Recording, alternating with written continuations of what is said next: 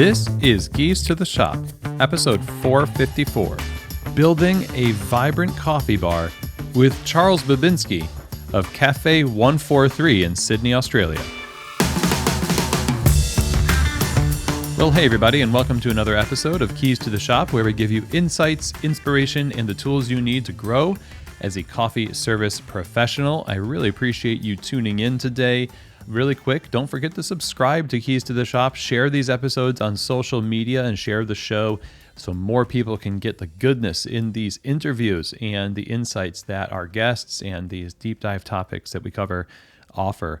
And I want to make you aware that pretty soon here, we're going to be opening up the applications for the Keyholder Coaching Group's second season that's going to start in March. This is a peer-to-peer coaching group. It is a mastermind group of coffee shop owners who have experience in running their shops and want to help each other in community to further their businesses and themselves as leaders. This last group has been so amazing, so much transformation and impact, and I think this is going to be something really beneficial for you. But you can be on the list of people who are applying for this before the applications actually get out there. If you're interested, email chris@keystotheshop.com, CHRIS@keystotheshop.com. That's for the Keyholder Coaching Group's early access to the application. You and I will have a conversation as well and see if this is the right fit for you and your business at this time. This is a perfect opportunity in the beginning of the year to start things off strong, get plugged into a community that gives you a lot of perspective and insights to help you grow and thrive in 2024. Again, email chris@keystotheshop.com. I'm a huge fan of the Ground Control Brewer. That's no mistaking that. You know, the Ground Control Brewer has been really changing the game for batch brew coffee for years now. It's had global impact on what we can expect from batch brew coffee. The SCA award-winning technology offers an incredible range of extraction possibilities that not only makes it a perfect choice for batch brew coffee, but also for creating batched iced lattes and batched cold brew with their espresso concentrate that many people are using, especially for things like catering, bottling, and there's lots of profitability that you can render from the Ground Control Brewer. The new brewer is actually shorter than the original Cyclops brewer, but it has a 30% higher volume for batch espresso and cold brew concentrates and is cloud connected to a smart dispenser that tracks all your brewing data. This is a huge asset to your company. Go to groundcontrol.coffee to learn more about the Ground Control Brewer. If you're looking to really stand out, not just in the aesthetics of your space, but also in how productive you can be, and also just how much higher of a level you can produce in quality for your drinks and your batch brew coffee, the Ground Control Brewer is a perfect choice. Again, visit them at groundcontrol.coffee. A huge asset to us in the coffee industry is having companies who are long-term dedicated to the success of their users, of the end user. That is the baristas and coffee shop owners. The Barista series from Pacific is a company like that. They have been the foundation and the catalyst for so much in plant-based beverages, and they are still the number one choice for people who are looking for consistency, quality, and a company's dedication to really paying attention to what the industry needs. The Barista Series line of plant-based beverages is created for baristas, approved by baristas, and it stands up to the heat from steaming, creates awesome texture for latte art, keeps the flavor balance focused on the coffee. These are all things we love about it, and you should check them out. Over at pacificfoodservice.com, you can get samples and try it for yourself. If you're looking for the best plant-based beverages for your customers, I think you should be trying the Barista Series from Pacific. And finally, Sprudge.com is having their annual Sprudgy Awards. We are a finalist. Thank you so much for people who nominated us at Keys to the Shop, and I would really be happy for you to go to sprudge.com/vote and vote for Keys to the Shop as Best Coffee Podcast for 2024. That would mean so much to me. Again, it's over at sprudge.com/vote for Keys to the Shop. Thanks so much, everyone. Okay, everybody, I am really excited about today's episode. Back in 2018 or 2019 or so, back on episode 107, I had a couple of guys on the show who I know very well, and we are live in their new roastery space in Los Angeles. It was Kyle Glanville and Charles Babinski of G&B Coffee and Go Get 'em Tiger. That episode is linked in the show notes. You can get sort of a backstory on that. If you don't know about Go Get 'em Tiger or G&B Coffee, chances are if you're listening to this show, you actually do know about them. They are pretty iconic in the industry. Both Kyle and Charles are US Barista Champions and have been pillars in the coffee industry for quite a long time. And since that time of episode 107, there's a lot that's changed. We went through a lot in terms of, the pandemic, and people in the industry shift their perspectives and shift their positions. And one of those people was Charles Babinski, who over the course of a few years ended up with an opportunity to enter back into cafe ownership with Cafe 143. And this is somebody who in the industry has gone to the heights of coffee shop and roastery operations and ownership, scaling, and doing the thing. It has ascended the heights. And now with this new cafe has embraced simplicity and simply creating a vibrant coffee bar that is really geared toward connecting with people, connecting with the customers and the people you're working with. And in the simplicity and power of that vibrancy, we find there's a lot of fulfillment. And you can sense that in this conversation with Charles, where we talk about what he has learned through his years in coffee at Go Get 'em and G&B Coffee, and how he came to this place in his career, not only with the opportunity to start this cafe in Sydney, Australia, but also what he values in terms of cafe operations, coffee education, serving customers truly what they need, and also just finding meaning in the work of running a coffee bar and serving coffee to people.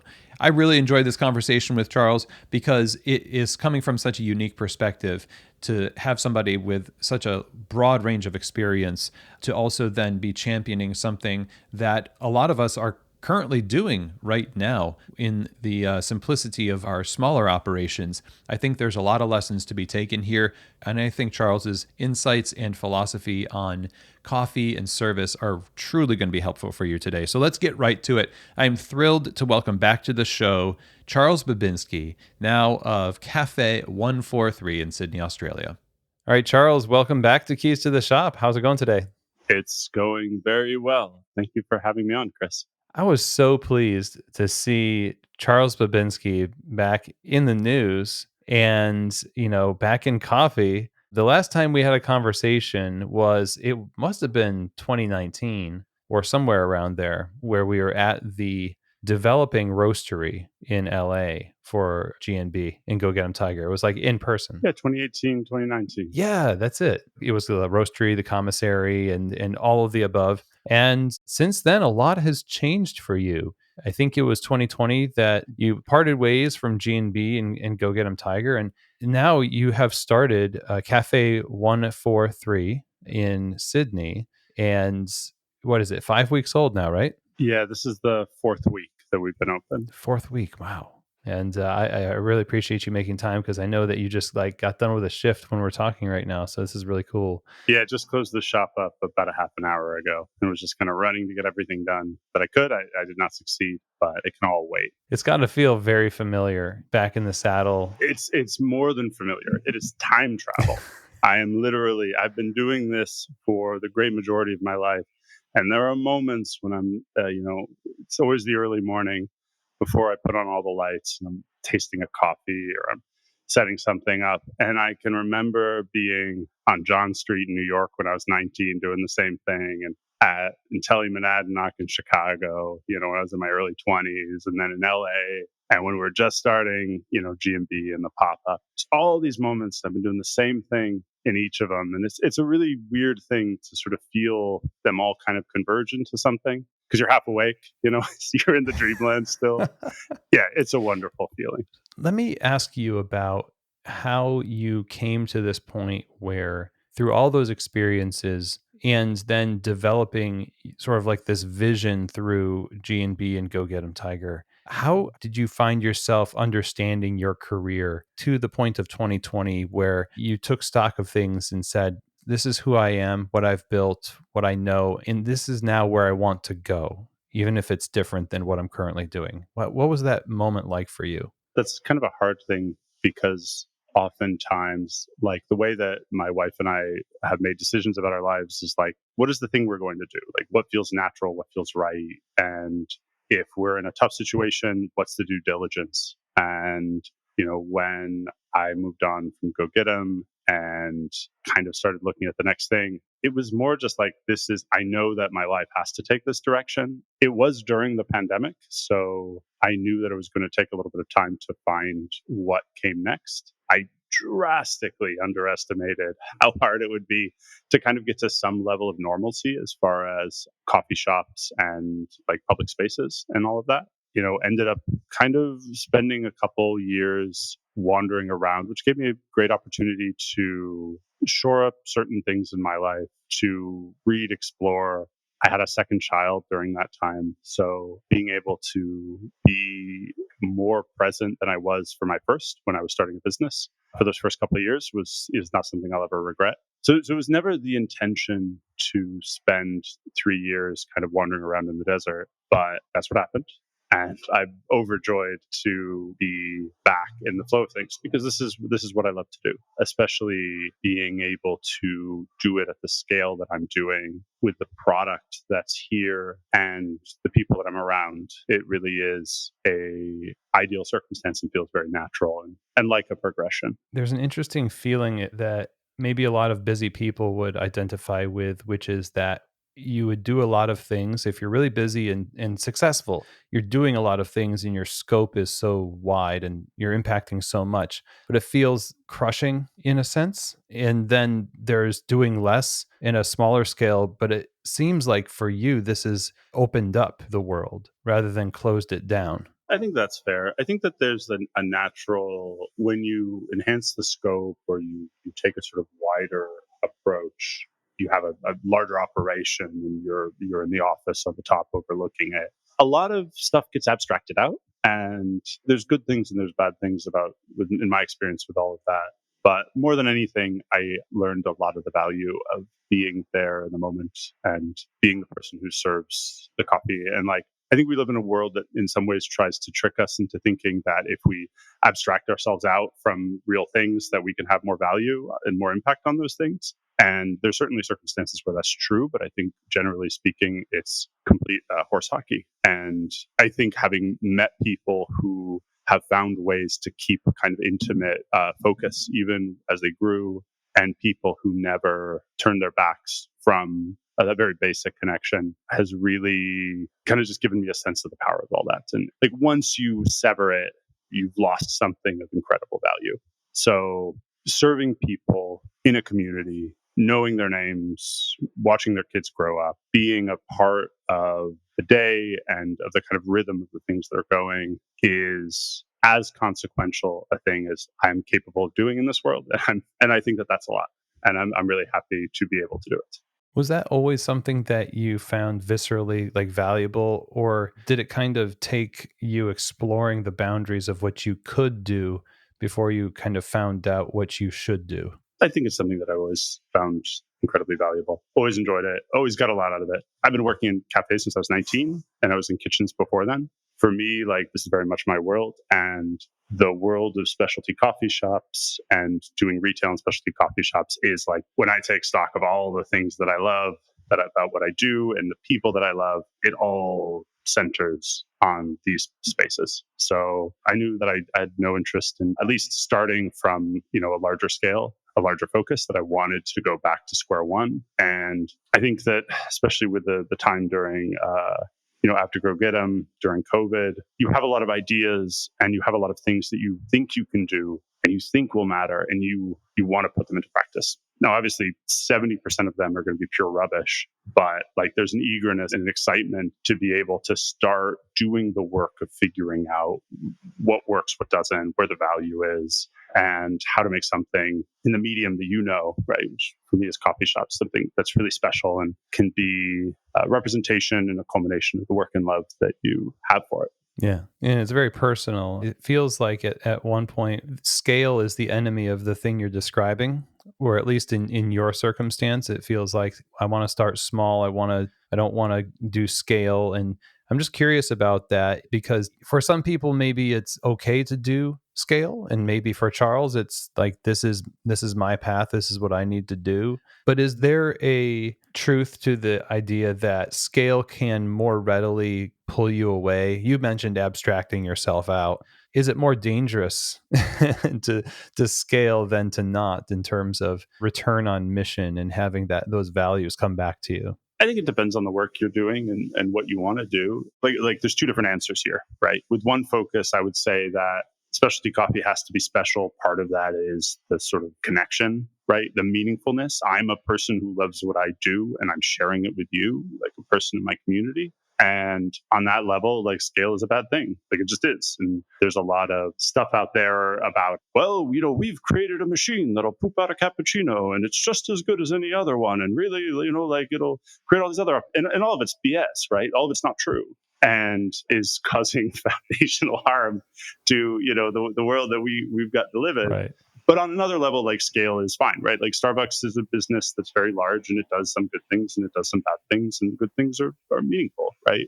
And it wouldn't be able to do some of the good things it did if it didn't have scale. And I think that makes Starbucks a distinct business from like a local coffee shop, and making that definition and that, making that distinction, I think is really important. But like, I don't blame anybody for trying to go to scale, especially because there really isn't like a comfortable middle point. You can't be like halfway to scale and halfway to an intimate business. Like, oh, why not? I can only speak from my own experiences here. So this is something where if somebody had a different experience, I would be very interested to hear. But essentially, like once you're a business where you don't know the names of every single person who works for you and, their life circumstances and all of that, and it's just a bunch of numbers, then you're going to make decisions based off of the numbers, or you're going to make decisions based off of the best practices or managing the liabilities. And all of that is a strong gravity to bring you towards scale. So I know that there's like businesses that have done well being, like the big local business in a smaller market. And maybe that's an exception for sure. But what I felt when we were growing was very much the energy and the gravity was towards perfecting the skills of being a scaling business. So I imagine, as you just described, getting good at being a scaling business doesn't sound like the kind of thing that really rocks your world in terms of like the heart of service and like people and serving people cappuccinos and seeing their families grow and that kind of thing. Once you had moved on from Go Get 'em and were in those years where you're kind of like searching for the next thing to do and pursuing what that looks like and what you look like in it, how did this current opportunity come up in that? And how did you know that, this looks like something that I've been looking for? Just to know, like I did enjoy scaling a business and I got a lot out of growing it. And part of one of the things that I got out of it was that I wasn't going to be sad if I missed the opportunity to do it again, like as far as like the things I was going to regret, I think I benefited from those experiences greatly and have brought a lot of those skills to starting this business. But yeah, I think it's fair to say that the scope of it is not one that I have the same passion for. And, this opportunity in Sydney, it's a very kind of circuitous thing and not one that I expected to take. And, basically what happened was I was living in New York with my wife. My wife's from there. And when we had our second child, we decided to move to New York to be close to her family. And the dream was to open up a business there. And that was something that we were sort of working towards and talking about. And I started consulting for a bakery in Boston called Iggy's. And originally they had an operation in Belgrade and went over there. I was going to Boston. And they also have an operation out here in Sydney. And they're absolutely wonderful people and people that I've learned a lot from. Some of the best baked goods I've ever had, easily the best croissant I've ever had. And people who really like come at business from a standpoint of a passion for the product and for the human scale. Even though they do baking, like they're people who know and care about the community that's around them, the people who work with them, and the way that they do work. So it was a joy to work with them. And I came out here with my family to Sydney and was kind of doing a little pop-up here. And at the same time, I had something that I was working on in New York, and that kind of started to fall apart. So I was sort of finding myself back to square one over there, and there was an empty space down the block. And we're like 5 minutes from the beach in the eastern suburbs of Sydney. It is a magical, magical place. And we got 2 kids, 8 and 2, and you're just like watching your kids running around like crazy, like soaking up the sun, jumping in the water, being active citizens of this world that's really, really nice and supportive and exciting and fun. And the biggest decisions you make are the easiest ones. The opportunity came to fill this space and we jumped at it. Took a little bit longer than we expected, but yeah, it's about 6 months ago we moved here, and about a month ago we opened up the shop. It is fascinating to me how you mentioned how easy the big decision was. Because somebody with your past, if you were maybe given to over examining, like, is this the right move? Did I do market analysis on this? Did I call in people with tape measures and calculators and all this other stuff? It feels like a gut move in a way, like an intuition. Yeah, and I'll say that my first inclination after leaving Go Get 'em was that I would start a business that would scale. It was maybe my experiences in the past year that I decided to go in the different direction, and like with all of that, I don't know if you're like leading from the heart, right, or however you would want to put it, but like I'm in much more in that position. So if you would talk to me 3 years ago, right, I would have been the measuring tape market analysis zone. How do I like solve all of these problems? And I would have never ended up in a place like Sydney, so far from where I intended to be. We're down the block from Iggy's. We have their croissants. We use their bread. And just the sort of community of people and all of that, like that's right here, it's really special. It's really wonderful. And I think for anybody who has a family, it's our world, to be able to find a community that's supportive and kind, and to get to do the thing you love there, we're really lucky. So, how do you take your past experiences and knowledge and expertise and apply it in such a way that creates a business that safeguards that and is not going to blow it up with a bunch of, too much complexity? Like, what are the carryovers from your past that you think these are like the refined gold nuggets of my career that I'm putting in play here because I love this heart decision that I just made and I want only my best to be applied to it? What are those things?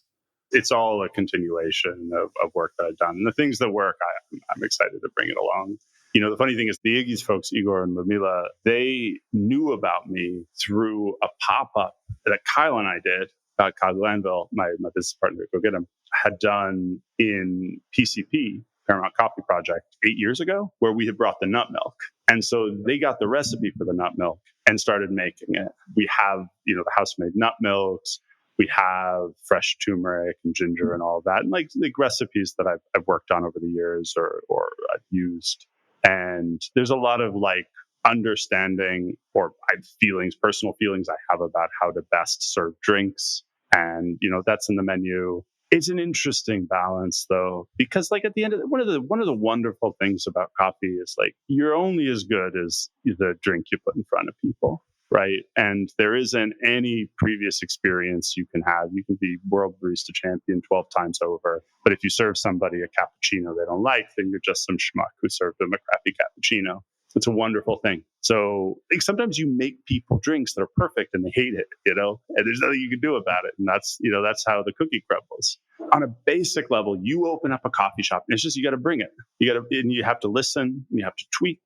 And that's just work that you can have experience doing, and that makes you better at doing it. But you still have to do the work. It's still a little mountain to climb every single day with every single customer. And it's an evergreen thing. It's always there. And that is interesting because you don't have any place to hide. You mentioned this, and I think it's true of every brand in some way, but there is a little bit of magic dust that gets sprinkled in people's palates when it comes from a big brand. Like, I should like this because it's from a champion. You've got all of this history. You've got the credentials of all of these things, the championships, the iconic brands. And yet it feels like the life that you love is the one of anonymity, serving cappuccinos to people that are sometimes disinterested and other times very interested, but there seems to be a lot of joy there. The coffee culture in Sydney and in Australia is very, very developed, and it's distinct from the States. And so in a lot of ways, like Number one, there isn't a brand. A lot of the understandings that a customer might have in Los Angeles just don't exist here. And every once in a while, I'll find somebody who knows Go Get 'em Tiger. But for the most part, people know what's in their neighborhood and what's in their city. And, that's something that, is foreign to me. So there was a lot of catch up there for me and a lot of work to just meet those expectations as well as standards. So that's fun. That's been really great. And it is more anonymous than it would have been in, I think, the States. But you're right. I do enjoy it. I think kind of going back to that thing of like, if I have all of these things, but I can't make something special that somebody would notice without knowing the background, then what's all that worth? This is an opportunity to be able to dig into what that is and how valuable the different components of it are. Speaking of components, I mean, there's operations that go into making the consistent beverage happen and the build out of a space and how you go about selecting things. And I'm just kind of curious about the interworkings of how you've set this business up since you had kind of a blank slate of a space and a lot of experience to draw from. What are some of the decisions that you're really glad you made in terms of how you built it? The space is a kitchen, and in Australia, cafes have food. So some of that was just kind of defined by what the cafe is and where we are. One decision I made that I was really happy with, and it's been one that I've thought about a lot over the last few days and talked to people about. I decided to put a lever espresso machine in. So I'm using the La Marzocco, the Leva. It's amazing. It is a joy of a machine. I put it in because I was excited about kind of like digging into a style of coffee that I love. And I thought that was part of it. And I've been legitimately overjoyed with the quality of the coffee. So that was one. And like, I think to give maybe a little bit of background on that, in thinking about the coffee shops, right? I've been thinking a lot about the changes that have happened in coffee over the time that I've been doing. You're always going to be on the verge of it being, grumpy old coffee person on this. But the way I see it, there's like two distinct styles of coffee right now, coffee bars. The one that's become the most popular and the one that I think has grown the most in the last 10 years is the one where you're capturing a moment in time, holding on to it with all of your focus and energies, and then selling that at a premium to a customer. So we have this specific flavor from this lot of this variety on this farm, and we froze it when it was green, and then we roasted it, and then we froze it again, and now we have it in a little vial, and you can buy it for X amount of dollars from this menu that's like a wine menu. And you use a lot of energy to be able to try to hold these flavors and hold these moments. And the exercise of drinking it is a lot more intellectual. And there's some really great examples of shops that have done an interesting job and in some cases a great job of providing this. Like there's a couple here. Ona Coffee, I think, does a great job of it. And Proud Mary, I was in Melbourne, had a great experience there. And like I feel like there's been a lot of development of that style of coffee bar. I really enjoy it. It is not this style of coffee bar that I love, in my heart of hearts. The style of coffee bar that I love and that I miss, and that when I think about the ones that I've enjoyed working on the most, it's like an explosion of just like sound and movement and smells and aroma, and none of it makes sense, right? You pop in and you're like jumping into this river, and things are rushing past you, but what you get is this feeling of this like the energy of a product that runs through the lives of millions of people across the whole globe. And like maybe you can get this fleeting thing of like this coffee at this time, and it all kind of comes together, but it's not guaranteed. But it's loud and it's moving and it's exciting, and it's paired with the social aspect of the cafe. One of my favorite cafes in the world, and a cafe that I've taken great inspiration from, is Abraço in New York. It's the best cafe in New York, hands down. It's one of the few cafes in New York that could not exist in any other place. And New York, a wonderful city, deserves more cafes that could not exist in other places. But Abraço has, when you go there, just walk in, sit down, close your eyes, and you can listen to the sounds of the barista moving the lever machine, clanking the cups, of people having conversations. And you could draw in your mind just the vibrant cafe from the sounds. You walk into any of these like third wave coffee shops with the Scandinavian design or whatever, and it's a friggin' library. people enjoying this intellectual exercise of, this wonderful coffee and whatever, but like there's no life to it, but there's less life to it. I don't want to. Right? We're like, how do I accurately enjoy this coffee? Yeah. And it's just, and it's not necessarily that I think it's a bad thing. It's just, I don't love it. I love espresso. I love the loud, boisterous cafe. I love the energy. I love the fact that people go in there and they feel an energy, like a vibration, like there's something going on.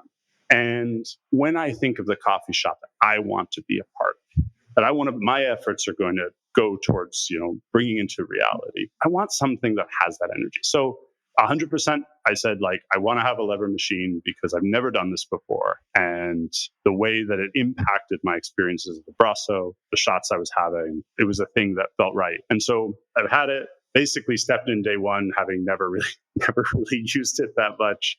And it's so much fun. The descending pressure profile, the dance of moving the levers and, fitting that in with everything else. You learn to have the octopus arms and it's fun.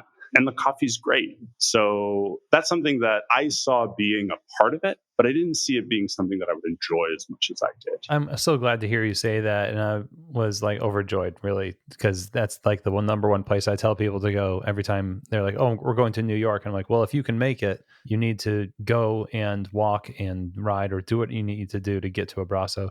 And the idea you're describing about the vibe and the culture and everything else is in some way the kind of thing that customers are kind of looking for. There's a hope that they have inside of them that they're going to experience something similar. And sometimes all we have is coffee. What do you mean by sometimes all we have is coffee? Well, we don't bring the vibe of it. We might as well have had a vending machine behind the bar in some cases. Well, we are. That's where it's where we're headed. You're gonna get like a black sludge and pay $20 for it, and someone will tell you it's special and wonderful. I think some of it is, I don't know, the commodification of specialty, or just a lot of it is just like also the internet. You have best practices, so people are following, and they're thinking like, okay, I'm opening up a shop.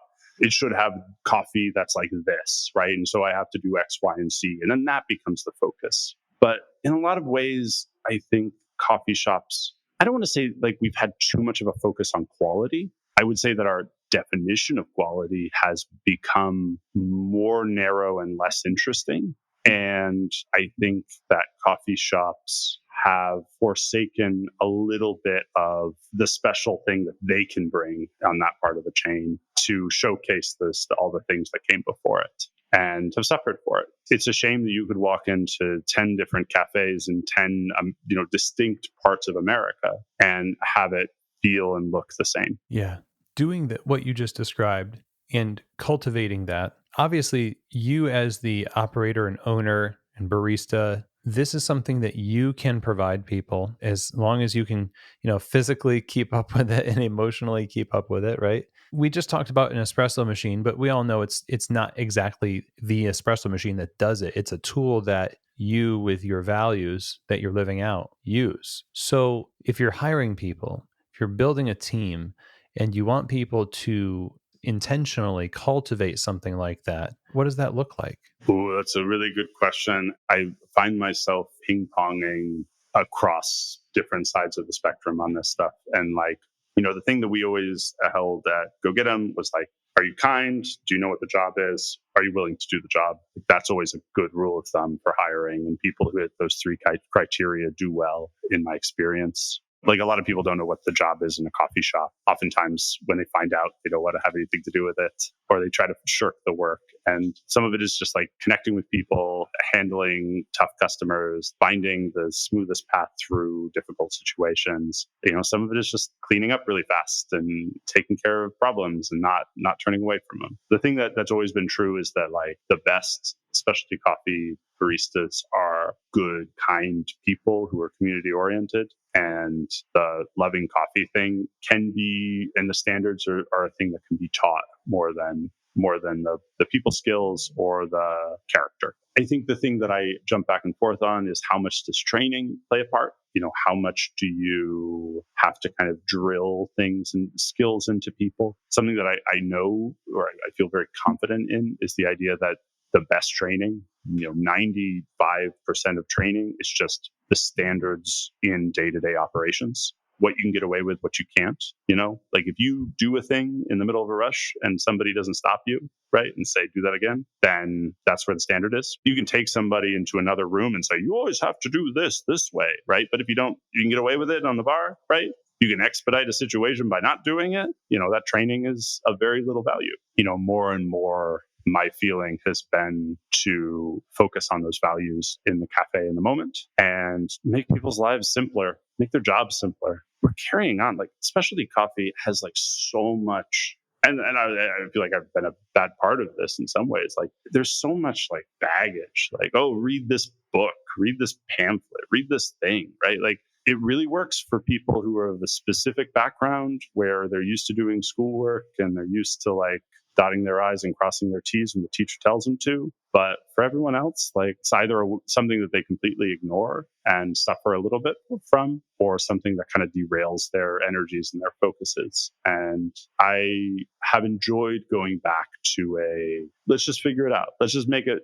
We're all in the same crew, right? We're going to make it. We're together. We're going to make a great thing, and I'll help you, do that, right? But like it'll be a journey and it'll be there, but we're going to do it together, and you'll get better through it, and I'll get better through it. How has the response been in these last 4 weeks? Yeah, it's been good. I mean, remember, like it's within a specific context of coffee bars and Aussie cafes. So, like people are like, where's the food? And we're like, it's coming, I swear. It will come. That's about a month away. People are like, they want to have skim milk, and maybe I should be carrying skim milk, but it's just been so long. Chris, it's been so long since I've served skim milk to people. I went through the transition in the US away from skim milk, and I just couldn't go back. That's been a kind of distinct thing where here people are used to walking into a place and having a lot of selections. Sizes? Yeah, just like, a couple nut milks, a soy, skim, lactose-free, regular milk. Sizes less so. Like it's great. The coffee culture here is amazing. It is miles better than in the United States. In the United States, I love, it is great. But the fact that so many people make it a part of their life across a lot of different groups here to just go into a coffee bar, drink a coffee in a cup without sugar and enjoy it. Like it's just pinch myself that I get to make these drinks every day. The great majority of the drinks I serve are drinks that I'd be happy to drink. And that's an awesome feeling. When we are looking at the coming year, obviously you have food and then the cafe will get busier. What is it that you're going to look at to judge success? It will be the vision that I have of what a great coffee bar is.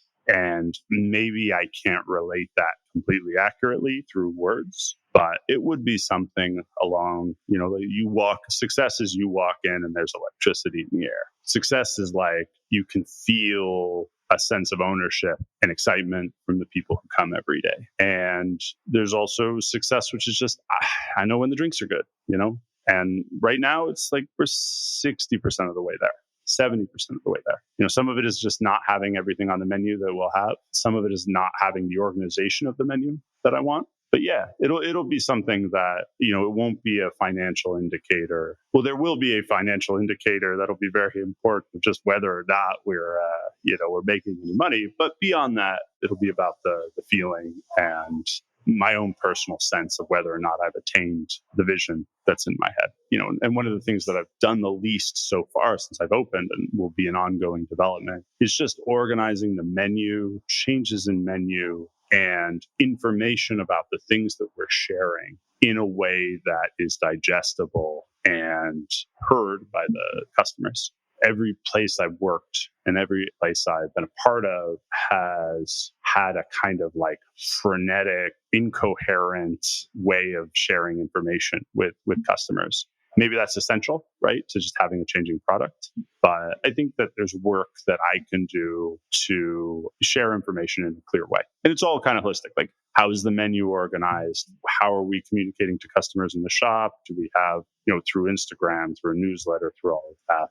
And, something that I have a small little passion that always burns on is refining that and being able to take my understanding, how I love a coffee and how I appreciate it and share it with the customer.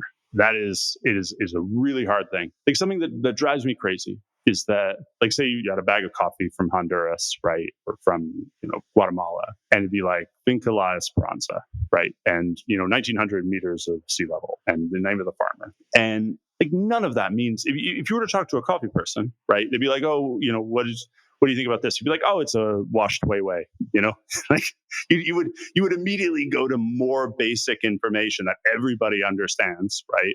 With the customers, we've just kind of treated it as cheap marketing. And like people have tried really hard to solve these problems. And I remember at Intelli back in the day, like they were doing marks to try to address this. So it's not untrod territory, right? But in general, in my experiences of the work that I have done, I have not succeeded in this. And when I think about what success would be in a conversation with a customer or in a relationship to a customer and educating, it is bringing the baseline of knowledge that a professional would have to a customer, not necessarily giving them every detail, right? But giving them the next level down as far as like broad context. Kind of what they need to know, what's going to benefit them, and the interconnectedness of that communication to them is like, that's also part of their service experience at your shop. Oh, yeah.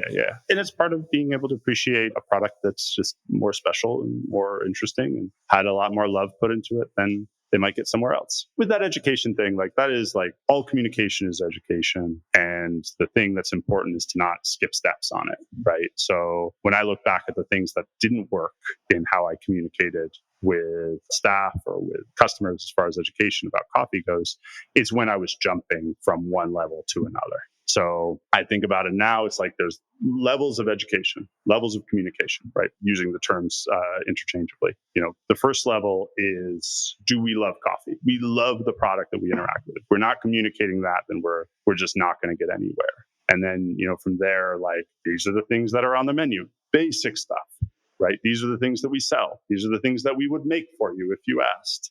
These are the recipes. This is where our milk comes from. This is where our coffee. And then you kind of keep going down step by step. And at some point, you're going to get to, this is where the coffee comes from. This is, it comes from this country that's associated with these flavors. And then keep going, it was processed in this way, or it's this variety. But it's far down. And where I've let myself down is in skipping those steps. It is not super important to me if our customers get to that level of information as far as like coffees go, as long as I am in the process of getting through all those levels that come before it. Going through all those levels, I imagine, just builds trust. Builds trust, builds knowledge, builds experience. It's all groovy. Yeah. In just hearing about the way that you're judging success, how it's very much about the kind of feedback you're getting from the people who are trusting you with their coffee experience. That's the kind of thing we need more of. And that's primarily, I think, why I'm so excited to hear about what's behind what you're doing now and your philosophy on coffee at Cafe 143. And yeah, this has really been a fun conversation. I appreciate you just sharing your heart with us. It is really instructive. And I hope a lot of people really meditate on these ideas because I think they're very powerful. So I really appreciate you, Charles. Thank you for being on the show. Oh, yeah. Thank you for having me. It was a lot of fun talking to you. And I appreciate you having a forum for these conversations. Where can we learn more about the cafe and kind of stay updated as you build out your menu, get the food and all that fun stuff? We have an Instagram at Cafe 143. There's one post on it now. Chris, we don't have a sign out front with the name of the cafe. Like, we're very basic. That's the next level in education. Like telling the customer where the name of the business is, where you are. But yeah, we'll have information there as we go on. Thanks, Charles. I appreciate you. All right, everybody. Well, I hope that you enjoyed that. I hope you got a lot from it, and certainly one of the biggest takeaways from me is just this idea that we are creating something that is transformative for people's lives, and it doesn't have to be something that we scale to such an incredible size. Impact doesn't necessarily depend on the size of our locations. Exponential impact can be just a chain reaction based on who you serve and how you change their lives with simple service. And creating a vibrant coffee shop is something that, just like we were talking about, we're both, Charles and I, big fans of Abrazo in New York City. It is a smaller coffee shop. and has always been kind of a high energy, street level, visceral, fulfilling, just really kind of soul nourishing experience to be in there. And it's just still one location. It's not 17 locations worldwide. Nobody's opening an abrazo in, every continent of the world. And yet you have people on a podcast that reaches the world talking about the impact of this small cafe, the Lower East Side of New York City. And that's the kind of impact that your coffee shop can have. It travels in the hearts of the people that it touches. And that's how change happens. And if we are patient with it, actually we might find a little bit more fulfillment in the way that we serve. Just like Charles is pursuing with this endeavor in simplicity. They don't even have a sign, I think. That's what Charles said, out front of their space. But they're taking it one step at a time. And it sounds like Charles is having a ton of fun doing this. And I think that's really encouraging and inspiring. So a huge thank you to Charles for being on the show. We really appreciate your time and your wisdom here today. Now, if you're interested in learning more about Cafe 143, you can simply go to their Instagram account, Cafe 143. That's all spelled out, not the numerals, but Cafe 143. And stay tuned as they gain traction and build their presence online. If you're in Sydney, in Bronte, then I really think you should be looking to make a beeline to Cafe 143. And by the way, they are hiring, their Instagram says. So, go. And if you are interested and you're in the Sydney area, you resonate with what is being said here, then check them out there. Maybe you can work with Charles and create some vibrant, magical moments in coffee there at Cafe 143. Now, if you're interested in contacting me, you can do so by emailing chris@keystotheshop.com.